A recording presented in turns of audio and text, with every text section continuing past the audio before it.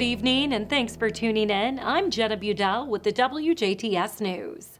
An accident in Orange County claimed 2 lives over the weekend. Sunday night, a vehicle was traveling on County Road 500 North when it lost control and left the roadway. The vehicle flipped multiple times before landing on the roof in a field. 4 juveniles were in the vehicle at the time. 2 were found dead at the scene. The other 2 were taken to local hospitals for treatment. The crash is still under investigation.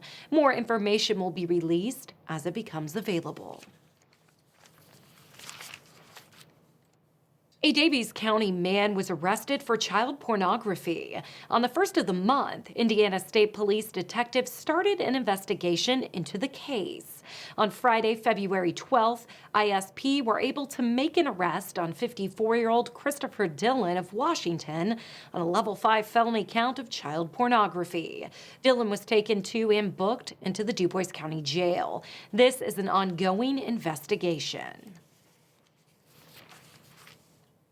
Du Bois County is seeing its first significant snowfall in over a decade. A winter storm warning is in effect until 1 p.m. Tuesday, and the National Weather Service says the area could see 4 to 9 inches of snow. This much snow hasn't fallen since February 15th, 2010. 11 years ago today, 5.98 inches of snow fell in Du Bois County. There are also several counties in our viewing area under travel advisories.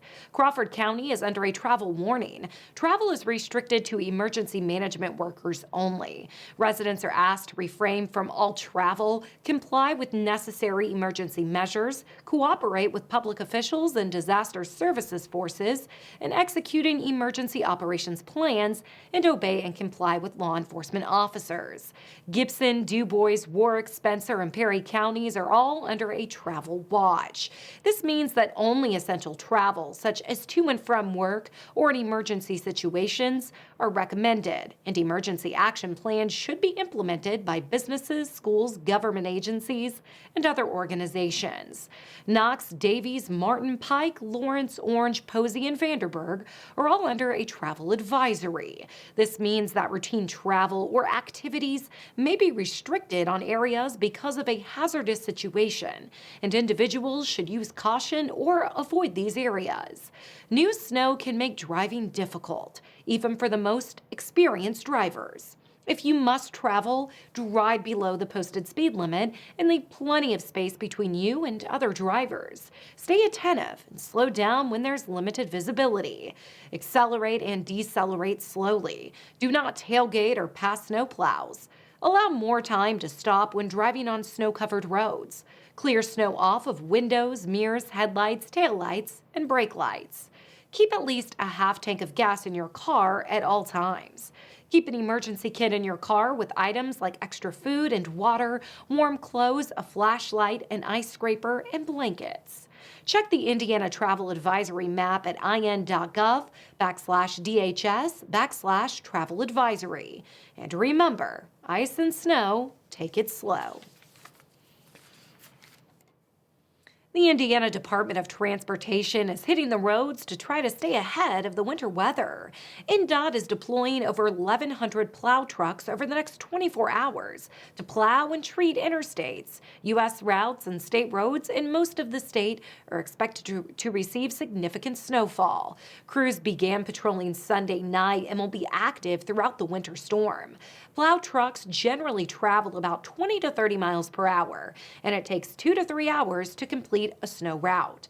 INDOT is using the following resources to keep the roads clear: over 1,100 plow trucks, 200,000 tons of salt, 100,000 gallons of brine, over 1,800 employees on call covering 28,000 lane miles. Motorists are urged to stay off the roads during the winter storm if possible, to give plow drivers plenty of room to safely clear snow and ice.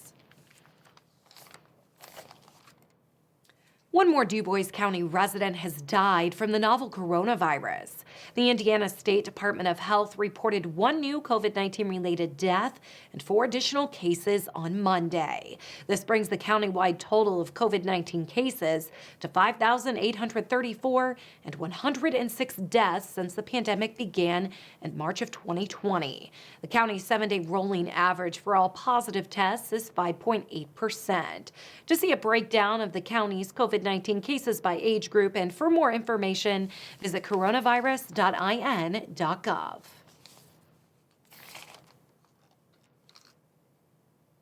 The Indiana State Department of Health reported 817 new cases of COVID-19 and 19 additional deaths on Monday. The Hoosier State has now recorded 649,652 positive cases and 11,765 deaths since the onset of the pandemic in March. The numbers for our viewing area are as follows.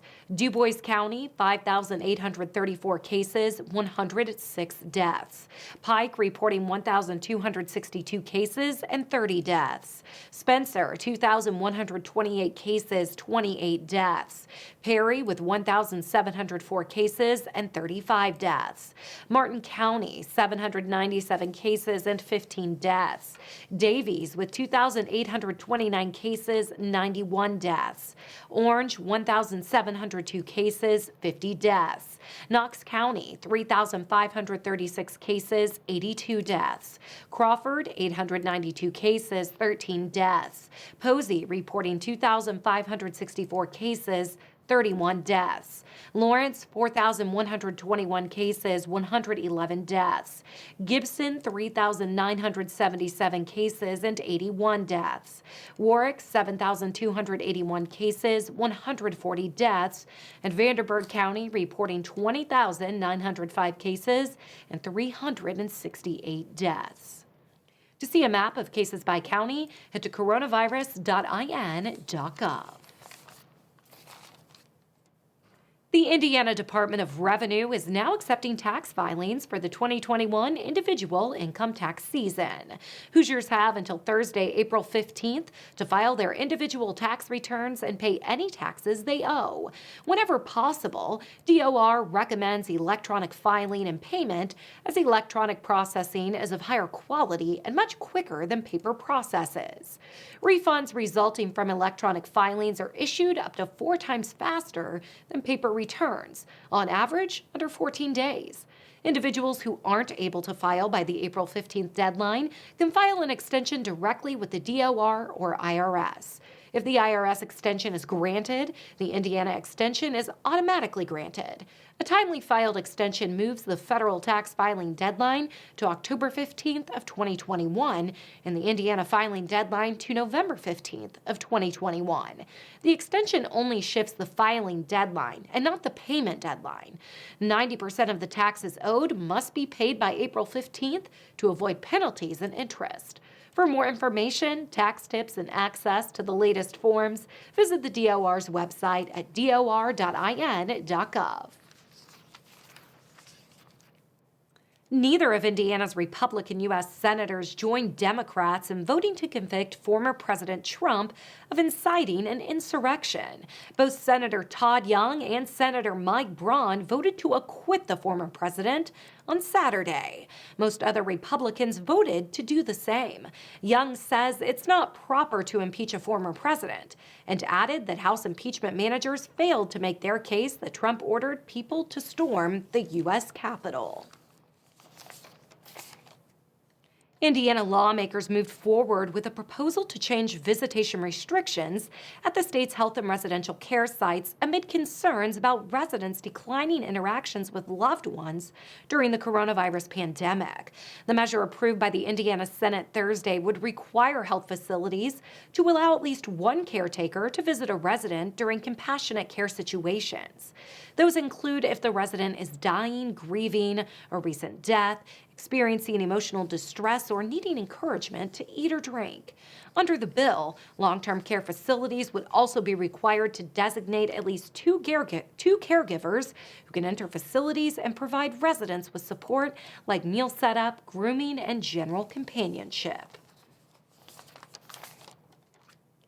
A judge says federal jury trials suspended last fall amid a surge in coronavirus cases are expected to resume in April in all divisions of the Southern District of Indiana. Chief Judge Jane E. Magnus Stinson announced Friday that the court anticipates in-person jury trials to resume April 5th in all divisions of the U.S. District Court's Southern District of Indiana, which has courts in Indianapolis, Terre Haute, Evansville, and New Albany. Clerk offices will also reopen Tuesday to the public in all divisions.